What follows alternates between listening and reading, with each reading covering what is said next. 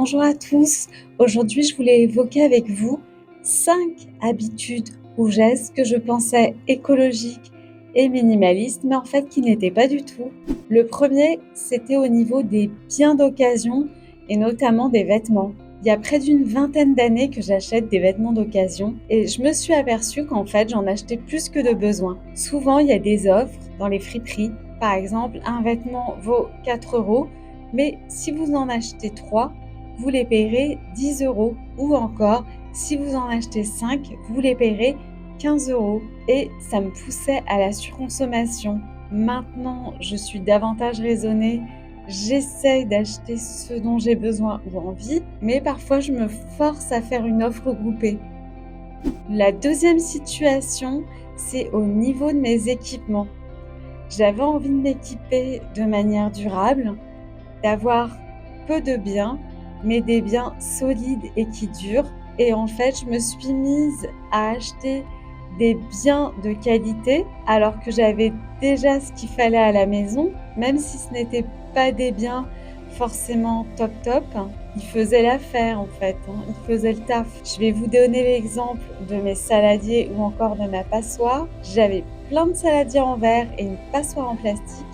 J'ai tout remplacé par des accessoires en inox ou en bambou, mais ce n'était pas vraiment un comportement raisonnable.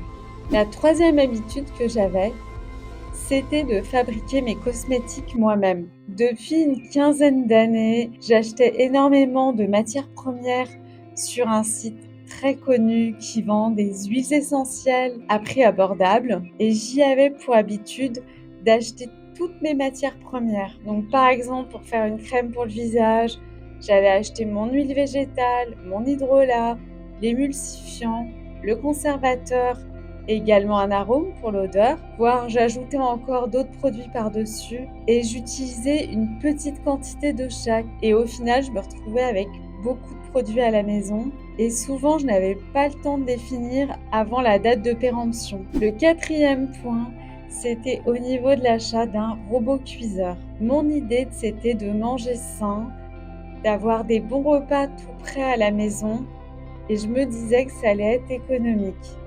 Là encore, j'achetais beaucoup de produits frais et il me restait toujours des petites quantités de chaque produit que je devais réutiliser dans d'autres recettes, mais je n'étais pas forcément suffisamment inventive et ça finissait à la poubelle.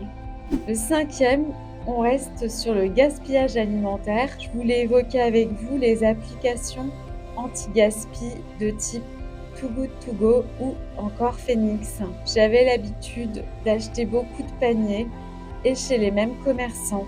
Donc je me retrouvais au final avec beaucoup de quantité de produits et je jetais à la place du commerçant, tout bêtement. Désormais, je consomme plus raisonnablement ce type de panier anti-gaspi et surtout j'essaye de varier et d'acheter chez des commerçants qui se complètent. Voilà, c'était les 5 points que je voulais évoquer avec vous. Et vous, quelles sont vos habitudes qui finalement ne s'avèrent pas économiques et minimalistes?